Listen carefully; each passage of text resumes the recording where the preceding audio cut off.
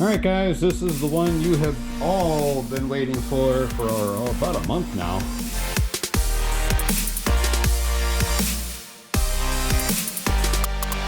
So first of all, I just want to apologize and also thank you for understanding for the delay in getting this and any other videos out. It's been a bit of a rough go trying to get through everything in the garage here. Trying to go through a lot of my dad's stuff and my stuff and trying to figure out what I'm keeping, what we're getting rid of and giving to family. And so it's been a interesting ride. I'm also dealing with a head cold still. I've had a head cold for a little bit. And I also, my sciatica kicked in and that's been sore for like 2 weeks as well. So that's off and on annoying and a lot of fun. So yeah. Making things a little more difficult than I really like to see it, but you know, it is what it is. I might sound a little nasally and congested in this video, so I do apologize for that, but you know, it is clearing up. The humidity seems to make it a lot worse, and it is pea soup humidity today. So anyway, we're gonna jump into this cart here. This is the one that we just did the wash on that was really dirty and gross. I got it up on the jack and the ramps, and I have the oil drain pan underneath it. So what we're going to do is we're going to start, and basically we're going to go all over this thing and replace gasoline, oil. We're going to probably change all the filters out that are bad, new fuel filter. We're going to probably have to replace the carburetor if it's irreparable, but we'll find out once we get to that point. This cart is also missing several lug nuts. All right, so it is so warm in here, I have to turn the fan on. I know there's going to be a bunch of wind noise from this, but unfortunately, guys, I have to. But we also might have to change out the battery. I don't know yet, but I do have one that I can throw in and test. But if the battery doesn't come back at all, or it fails the test, we are going to replace it. Customer knows that this thing is going to need a substantial amount of work. So I was able to pick up 5 gallons of ethanol-free gas for this thing. Oh, look at that. I love how the gloves just split in half. I think most things made in China suck. All right, so we're gonna take the gas cap off. Ooh, that smells bad. Real bad. There's a good thing though, there's not a lot of fuel in here, so I'm not too concerned with it. I also have a battery here that is no good, but it holds enough of a charge to do what I'm doing here. See, a lot of people ask me, what is this setup here? All this is, guys, and you can find them on Amazon. I have a link in the description to my Amazon store page, and basically what that does is it'll take you to links to products that I use in the shop, and what it'll do is it will earn me a small commission when you use my link, but it doesn't cost you anything extra to use my links, and it helps support the channel and all that fun jazz. Okay, yeah, there is some work here. But it's just a regular 12-volt pump. It's one of those 12-volt click-clack pumps. We're going to have to squeeze this a little bit. This rubber fuel line, silicone fuel line, is... Oh, I'm going to just cut it. Probably just going to replace it anyway. You know, let me just cut it and replace it with rubber.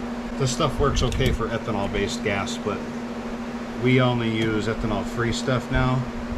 We don't use ethanol-based gasoline, so we don't need this. There we go. And they use one of these little tiny filters, which I'm not really crazy about, to be honest. But like I said, this fuel pump here, it's just a automotive electric fuel pump. 12-volt DC. This one's UL listed. 2.5 to 4 PSI. I wouldn't use anything like this if I was going to put it before the carburetor, because these carbs shouldn't have anything more than, I think, 2 PSI anyway. Come on, there we go. Yeah, see this silicone fuel line? It stays pliable for a long time, but it's really not worth it. I think somebody may have worked on this after I did, because I wouldn't use this stuff. We'll use this to siphon the tank. So we'll stick it on the nipple here. So plug it into this. And then what we're going to do is hook up to the battery. I don't know if this is going to actually self-prime or if I'm gonna have to blow into the tank. I'll probably have to prime it. Oh, I just dropped the thing off. And air filter, yeah, this definitely was somebody else in here. See, that air filter's good. My air filters are yellow, or orange. Look at all the oil in there.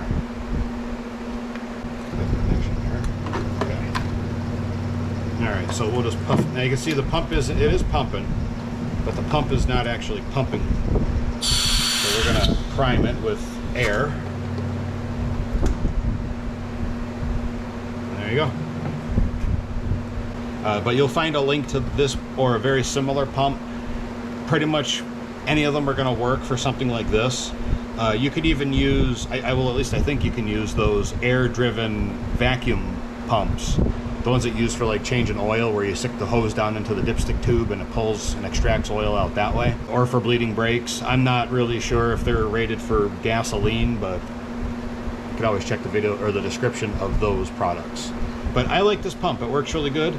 It's been working really well. The only downfall to this thing is when it dries out, it has a hard time self-priming, so you do have to prime it somehow because it dries out and everything gets a little stiff and dry in it. So that's what I would do. All right, so while we're draining that out, there's probably about 1.5 gallons of fuel in there. We're gonna take the airbox off. Airbox in the back here is held on with 10mm.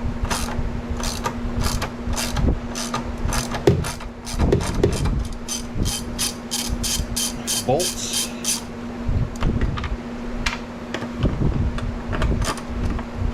Yeah, so we're not even gonna mess with old gas. It stinks. I mean, it's not really super varnished, but it smells.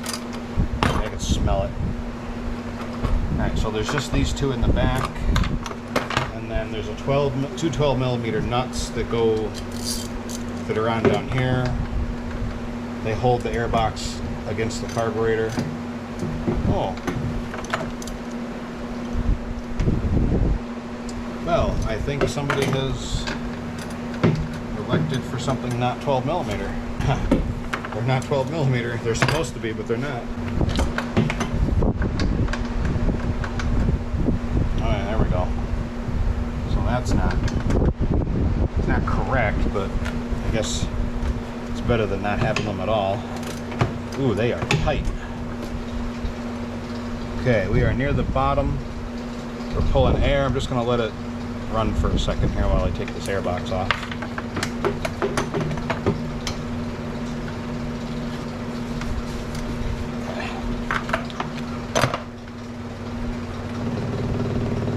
Normally, if your battery's good on your cart, you could just run it off of that. But this pump, like I said, I got to kind of Carnac it here and make it rig it up a little bit.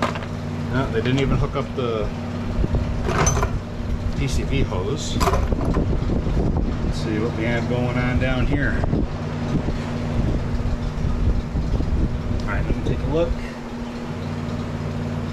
Looks like we have a majority of it, the last bit of it out. Yeah, there we go. There's a little recess in the bottom of the tank that the dip tube is supposed to sit in, but it's not in there. So, alright, so after I unhook the hose, the pump from the gas tank, I like to just make sure that I get all the fuel out of the filter and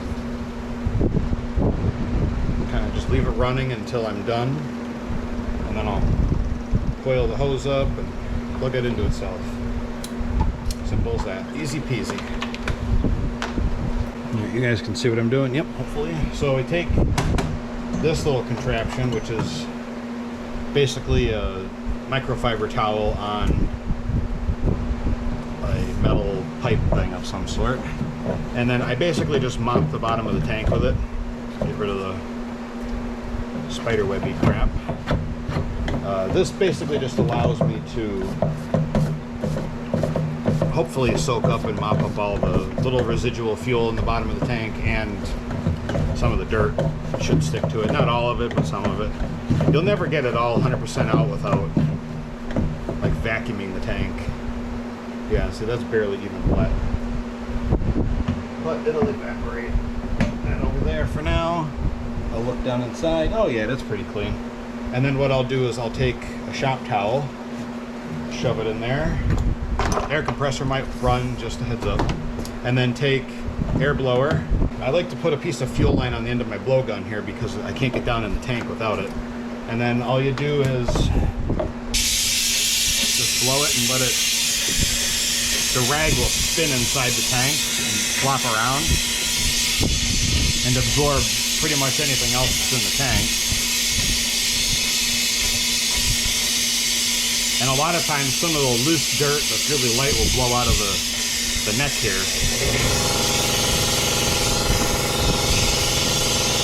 Okay, and you get your little squeeze me grabby nose picker thing. Reach down and grab your towel. It's actually dry. Okay, and then I'll just one more time.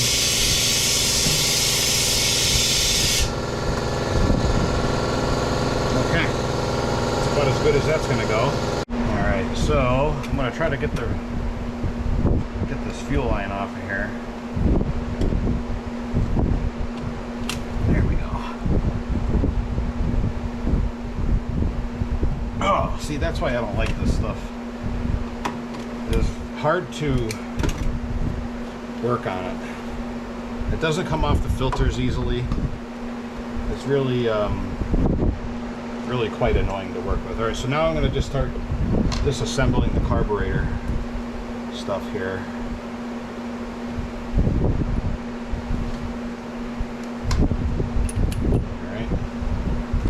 All right, so now the tank's clean.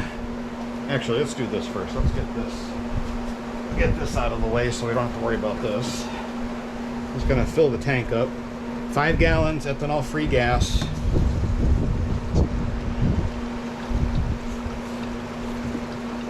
This stuff was almost $7 a gallon. I think it's 90 octane. Oof, it hurts my thumb. You know, for the size of this gas can, like the neck that when you fill it is like a 2-inch opening where this collar is, and then it's like a 1/2-inch hole that the gas comes out of. Like, that makes no sense. So I know there's a, and this is called a no spill gas can. I have one of these, and I have one in diesel or kerosene, but I use it for diesel fuel, off-road diesel. What I don't like is it takes forever to unload. And most of my other cans that I have had those government gas can nozzles where you have to have like a science degree to try to open and fill and use. You know, you gotta press this lever, squeeze this thing, stand on your head, turn around 3 times. All right, so now that we've gotten all the fuel lines off, I will put hose clamps on this. I just want to get this situated here first.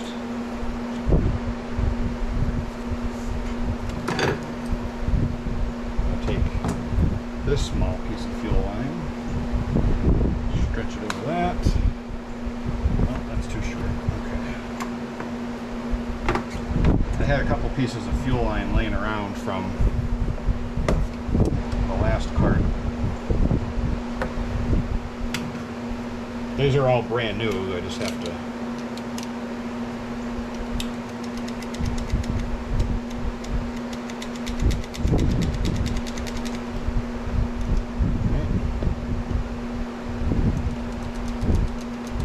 I normally use a pair of side cutters for this, but for some reason I can't figure out what I just did with the ones I had in my hand.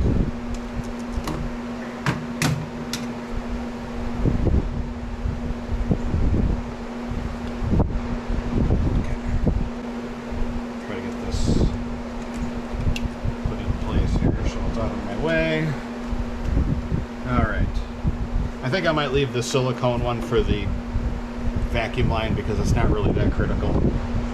I'm hoping to be able to save this carburetor. I do have one in stock if we need it, but I'm hoping to be able to save it for them. Whoops, I just dropped that. That's okay. Alright, choke is disconnected. Right, let's see, where is... Let's see if we can save this gasket too. Alright, looks like the entire insulator. Oh, that's actually in good shape. later. And oh, there it goes. Now it's separated. Okay. That gasket's in good shape. Let's see if we can get this E-clip off of here. We'll grab it with the side cutters, diagonal cutters, dikes. Whoop. Pull it off. Drop it in the airbox thingy, and there's our throttle cable. Okay.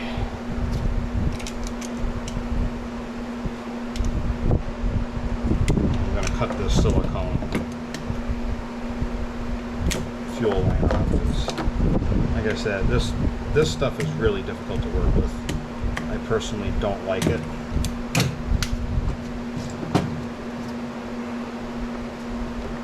Okay, there we go. Okay. Bye. You too. No reason for that primary filter.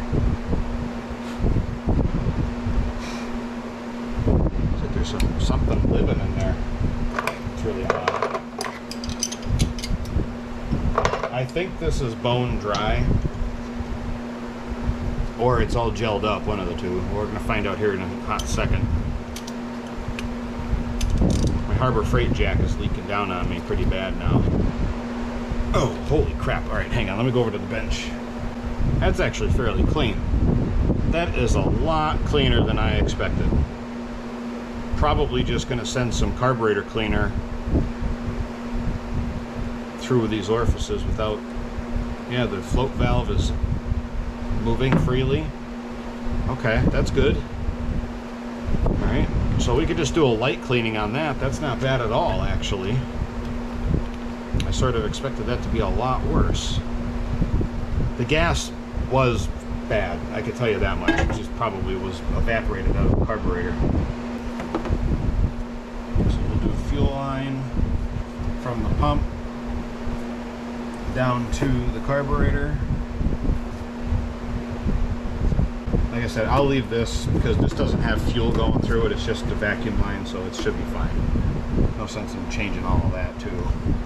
Starter generator belt looks good. Drive belt looks good. Clutch looks new. Let's pull the spark plug while we're here. Check that out.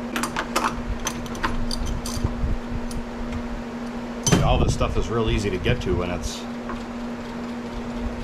wide open. No airbox in the way.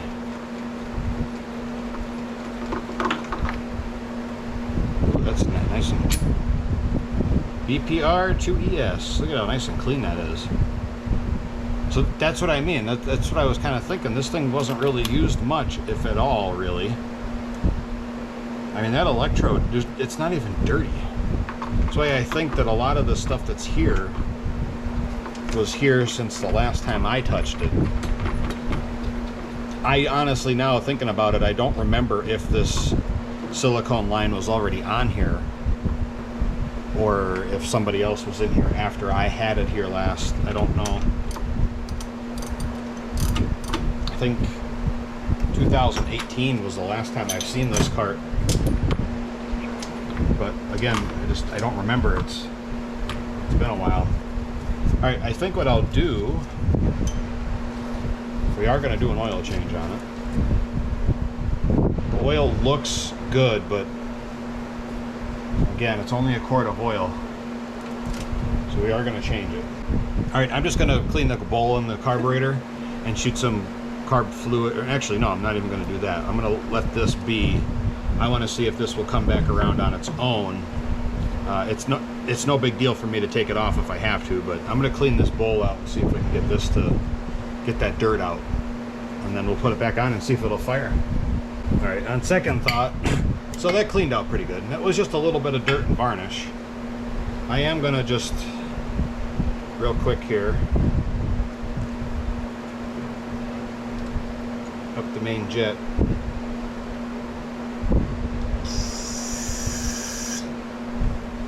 Through here, just to clean off some of the schmags. Looks like there's a little bit of crusties in there. I'll just shoot it right onto this towel here I have. Again, it's not bad.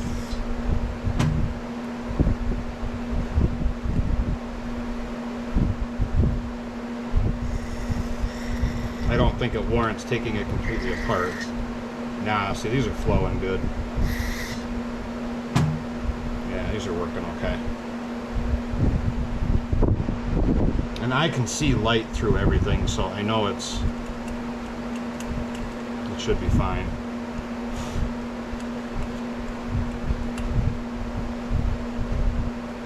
Yeah, see, made no mess. I mean, what the heck? If I have to, I'll take it apart again. I don't think I'm going to have to, though. I think it's going to be fine. Honestly. If I was a betting man, I would say it's going to be just fine. Okay.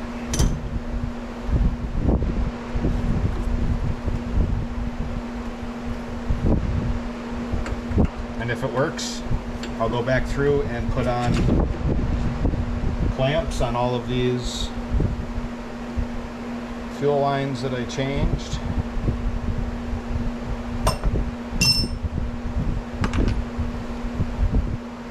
Oh yeah, I dropped the clamp. Let me pull this oil drain pan out real quick.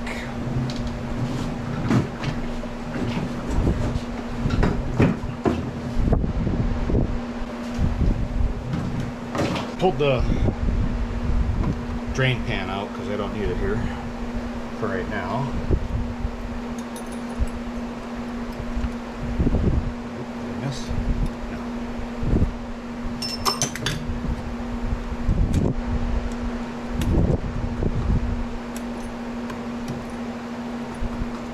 Get this close.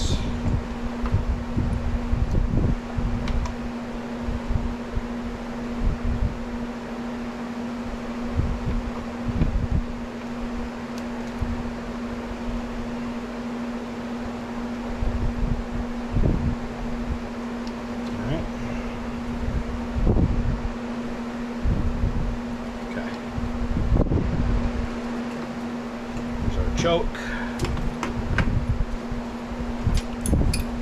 Let's get the throttle.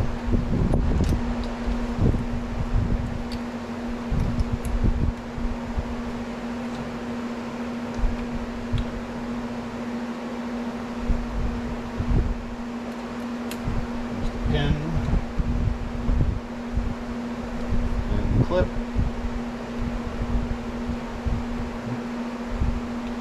There we go.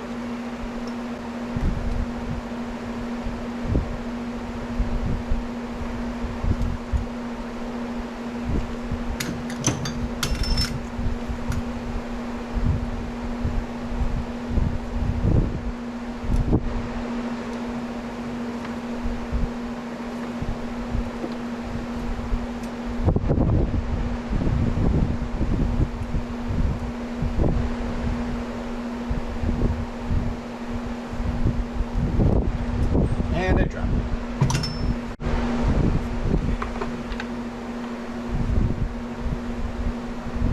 Actually, you know what I think I might do first?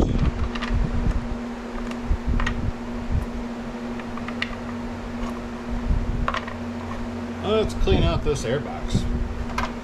Alright, what I'm going to do is I'm going to go off camera here and I'm going to blast this out with some carb cleaner just to get the oil and stuff out. It's not really going to hurt anything to leave that oil in there.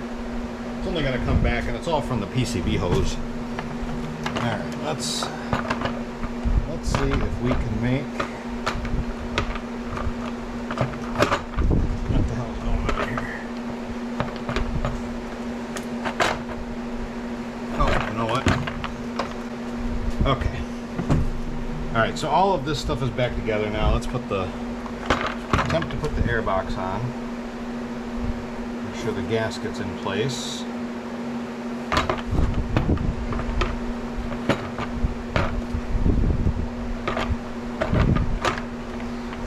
Up. Take our incorrect hardware, even though it's the right threads, just the wrong size. I always like to put the nuts back on the airbox at the carburetor first, and then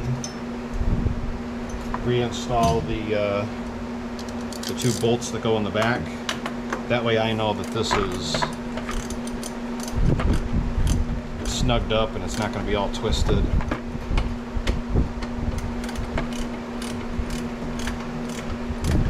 Boy, I'll be happy to get this thing out of here.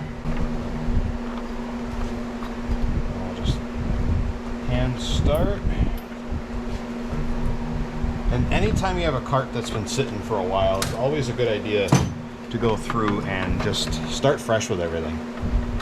You know, if it's been sitting for several years, you know, the gas is going to be, yeah, probably would be fine if it's ethanol-free gas, and it would probably get you enough to get it running. But as soon as you start putting the fresh stuff in, you're only gonna have problems.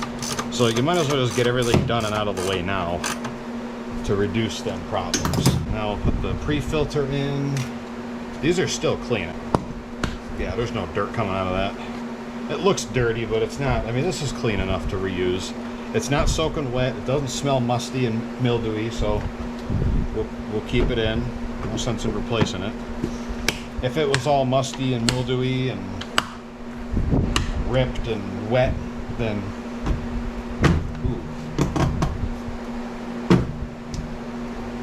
choke is a little stiff.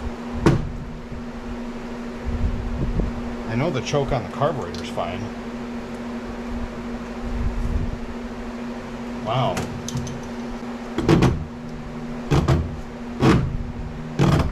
There, Alex. We'll lubricate that a little bit. Okay. Once we go to crank this over, I'm actually gonna pump fuel from the tank through the fuel line, see if there's any crappy oil or gas in there rather, and get it pumped through before we plug it into the carburetor, because the carburetor, like I said, isn't really bad. We'll use that just to get this cart running. That's my main goal at the moment. We'll try that first. This is not the right battery that belongs in this cart anyway. This is a Group 75.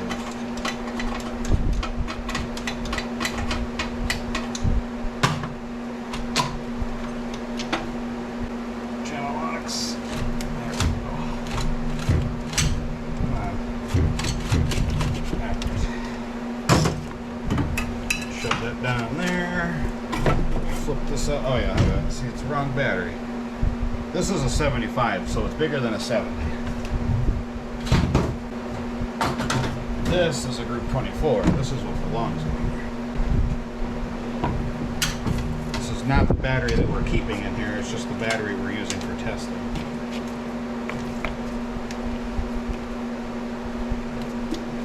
Okay.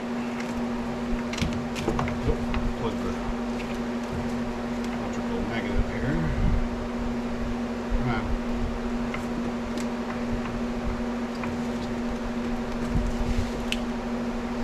Does anything. Nothing. Is it popped? Okay, so we still have nothing. We might actually have another problem here. We might have a bad solenoid. Because when you step on the pedal, you can hear it clicking, but it's not doing anything. So what I did was I unplugged the solenoid from the harness here, just to give myself a test point. Turn the meter on first. Set it to DC. Oops.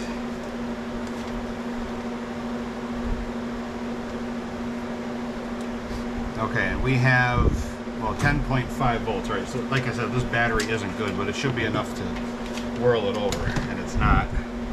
So now I'm actually going to check the coil here, see if we have a bad solenoid. Open line. Okay, meter works. I'm going across the two smaller posts on the solenoid with it unplugged from the cart, and we have an open line. So that tells me that we have a bad solenoid. Jump it with my needle nose and see if it cranks over.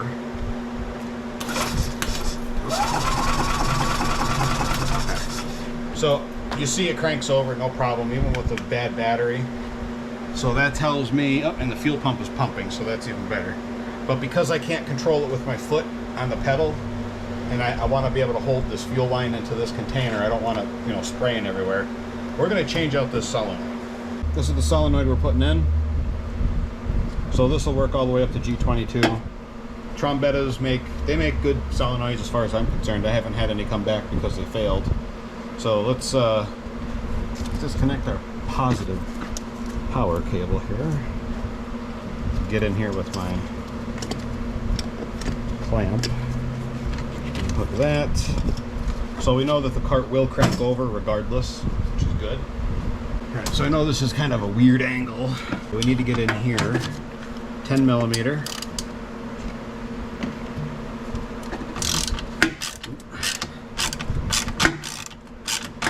Jumping off of the thing there. Alright, let's get on the other side. It's also a 10 mil.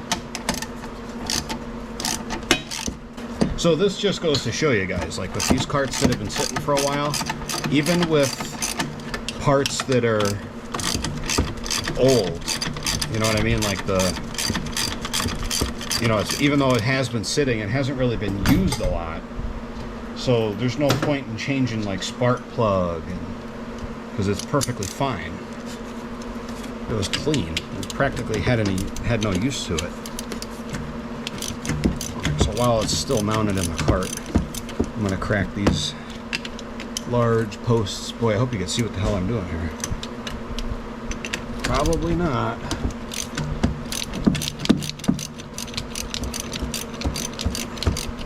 We'll get those cracked loose.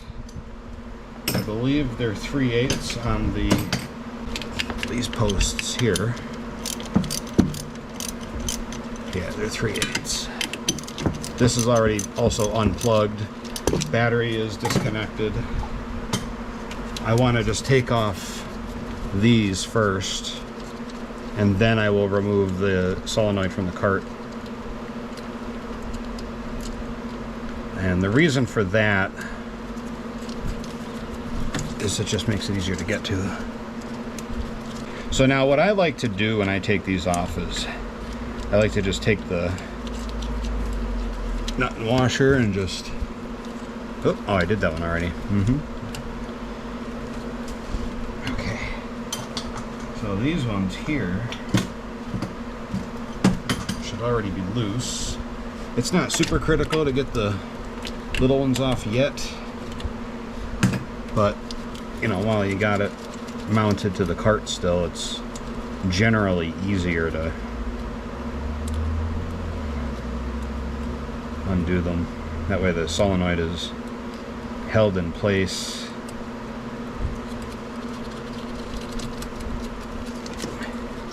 And then you could transfer over the pigtail to the new one. Alright, there we go. Okay, so here's the pigtail. This plug, like I said, you don't have to do this first or while it's, you don't have to do it while it's on the cart. I just chose to. I got this stupid little fly that won't leave me the hell alone. Alright, so we've got this 10 millimeter bolt out. Now this should just slide out. See, what I like about this type of solenoid is it's slotted and it doesn't have solid holes. And you can see how this Trombetta one has the same design, and it's gonna work just fine. It's the same, it's longer than what's here, so we basically just go in reverse. And also keep in mind, there's one of these terminals, hopefully you can see that. This one here has a ground strap to it, so you don't want to, make sure you put that back on if you take that side off. Alright, so we'll put that in there. I'm going to take 10 millimeter. I'm going to try to slide it up like that. We'll get it started. What I like to do is just get it touching, Since the profile of this solenoid is narrower than the White Rogers we took out, I'm going to actually anchor this one right in place now. Just remember to unhook your battery positive before you do this, like I did. Remember to do that. Sometimes I forget.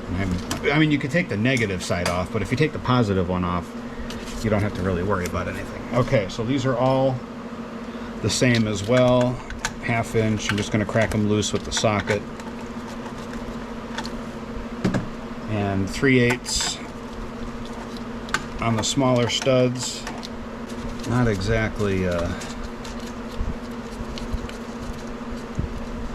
most light friendly area. Probably would have been a better idea to put the smaller terminals on while it was out of the cart. So now what I have to do is try to get my fingers underneath that lock washer. And the back one is hard to get to, obviously. And these are not polarity sensitive.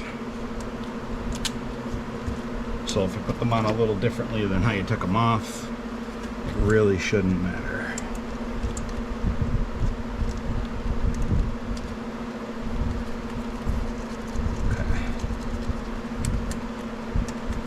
I know you can't really see what I'm doing. It's really difficult to show this. And plus my gloves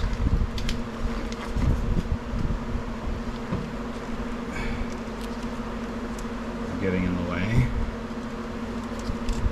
I mean, it's basic stuff. I mean, you're just unbolting and rebolting and dropping stuff.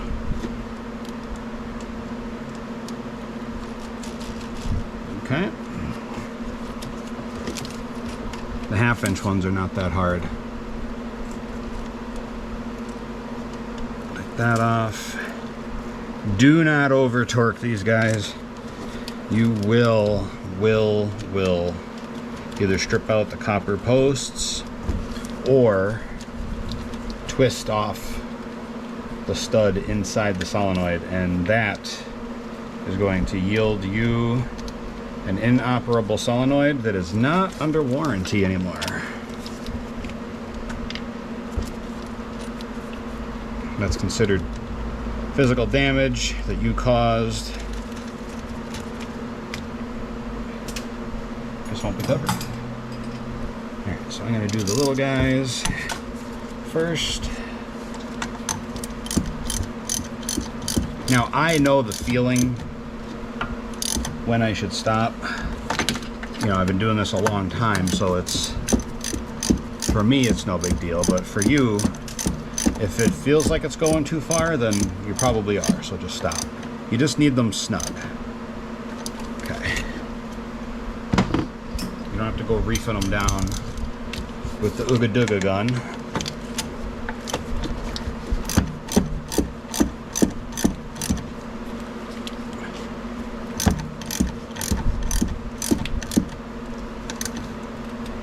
Okay, push that, pull that over that.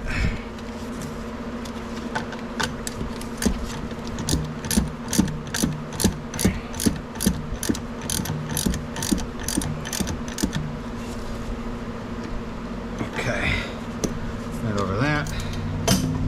Then we'll plug it in, plug it back into the cart. Like so. Hook up our positive battery cable, and it should crank over now. Turn the key on. There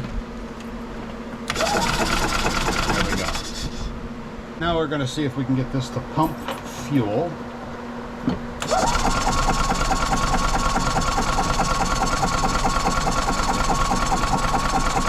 There we go. Engine's shaking a little bit, so it's hard to. You guys can see that's got really good flow. Okay. So being that it has good flow, There's no junk in it. Let's hook this up to the carb.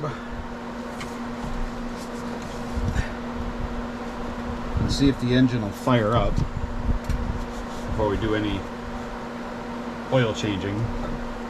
Ready? See what happens.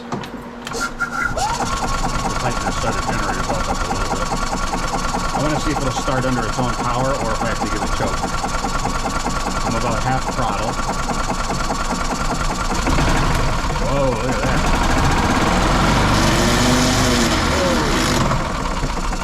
That was my bad. We had it. I'm going to put it in forward here since I'm on the jack. That was because the shifter wasn't all the way in neutral.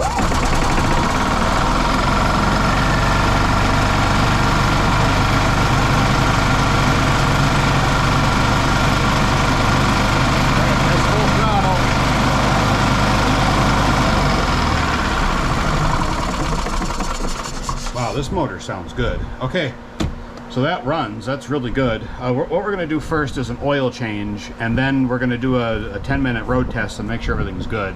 I have to change my GoPro battery in the meantime, so I'll get the oil pan set back up and we'll get the oil changed. All right, let's see how well this is going to work. Flipping jack stands are in my way.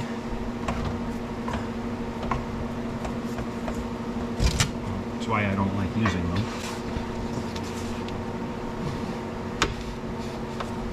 Can't get my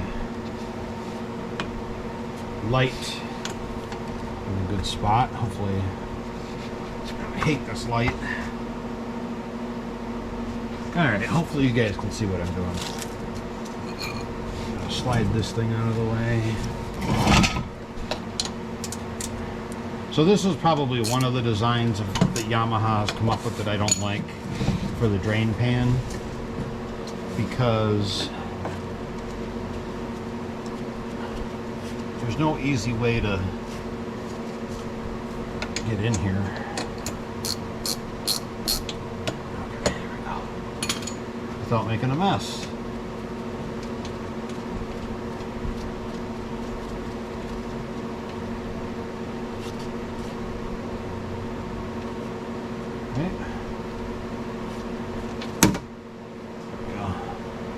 Wow, that oil practically looks new. I'm telling you, I think this cart was parked.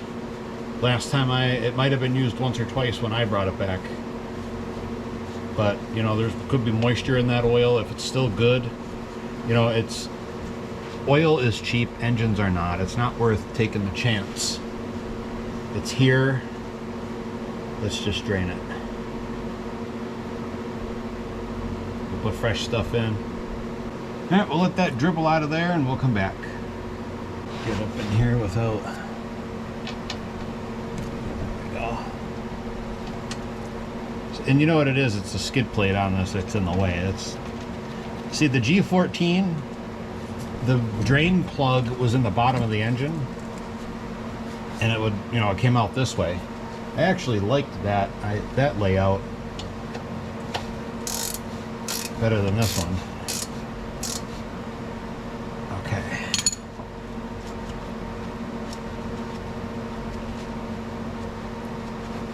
Let's fill it up now. You know, I've been using this GoPro now for a little while. There's a couple of videos that are going to be coming out after this that I've already filmed while I had this cart. And I have a couple of complaints about it. One, the stupid thing overheats easily. That's annoying. You know, GoPro kind of touted this thing to be like a vlogging camera, or good for vloggers, and the stupid thing overheats when it's slightly hot outside, which, you know, is annoying. The second thing I don't like about it is the file naming system that it uses. The way it names the video files. Perfect. I don't know if you can see that, but it's right, well, it was right on the money until it rolled down the stick. The way the files are named on it kind of sucks, because like you can have one video going and it'll only last, like, I guess the videos are broken up into like 10 or 5 minute segments or whatever, or 4 gigabytes or something like that, whatever comes first. and the way it breaks the file up is it'll number it a certain way, which seems very counterintuitive compared to how all of the other cameras that I've ever used name their files, and GoPro has got to be different. It's one thing, it's a little aggravating when you're trying to like import video into a video editor. It just doesn't work right, I don't think. Okay, anyway, enough rambling. But that belt's actually tight, and it's in good shape too, which is good. That belt looks like it's new. I think I put that on. I may even have put the clutch on, I don't know. I don't remember, it's been so long. So oil's good, filters are good, air filters are good, new fuel filter, spark plug's good. We just have to get a battery for it. I know the horn works. The lights work. I did check those already. They're not working at the moment because the battery terminals down here are loose. But everything else is good on this. I've already greased the clutches. So I put one pump in the primary and secondary clutch each. I gotta get this rag in here and try to clean that out. Otherwise, it's gonna get all over the... You get a little blob of grease in there, and the moment you fire the engine up, it's all over the bottom of the seat.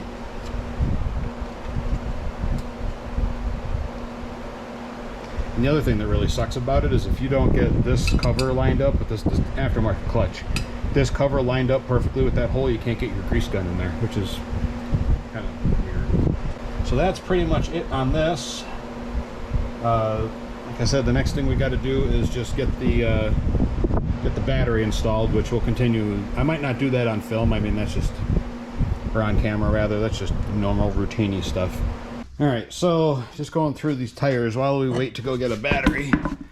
I noticed multiple tires have broken valve stems. All three of these tires, that one's got a broken valve stem. This rear tire, that front tire, and the driver's side front tire both have broken valve stems. I believe I may have already changed the passenger's or the driver's side rear. I'm gonna pull these drums off too before we put these tires back on. But let's go over to the tire machine and see if we can do something about that. I have no good way to show you any of this stuff because I don't have a good place to put you. I currently have you strapped to a 2x6. Turn the air on. Air compressor's probably gonna run. So what I like to do is I like to get them close here since we don't have to take the clutch off.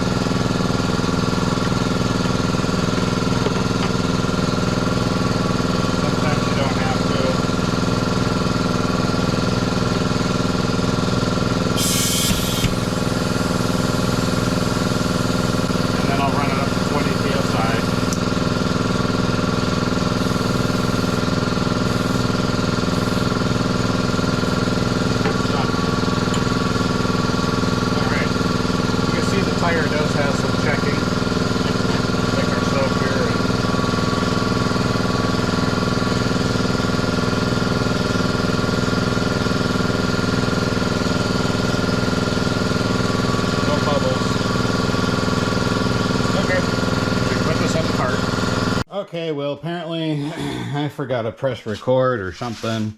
I don't know. GoPro didn't record me taking the drum off. I just put the tire on, but I've also been underneath the cart here. Let me see if I can adjust the camera a little bit.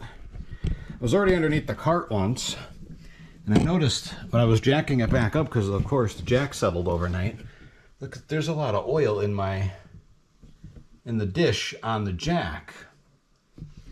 Now I thought maybe, all right, maybe the seal is gone on that, but look at this. I don't know if you guys can see that or make that out, but that whole differential has got like JB Weld all over it.